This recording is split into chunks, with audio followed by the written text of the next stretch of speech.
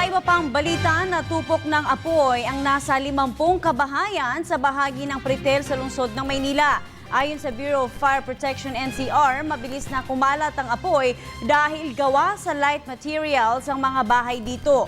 Nanawagan naman sa lokal na pamahalaan ng mga apektadong residente ng tulong gaya ng damit, makakain at ng tirahan.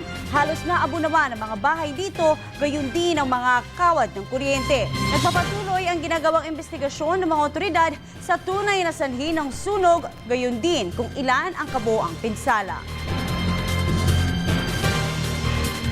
Itong sunog, mga 11:34, something like that. And nag-umpisa sa bahay ni Efren de la Cruz. Ay may nagsindi daw ng kandila, pero babalidate namin yung report na yun. No? So walang pinipili yung oras yan kung tayo ay yun nga, pabaya tayo sa fire, kaalaman ng safety. Apektado kayo, sir? Ay, yung likod ng bahay lang namin naapektuhan ng buti nga, maagap yung mga bumbero, naagapan yung namin.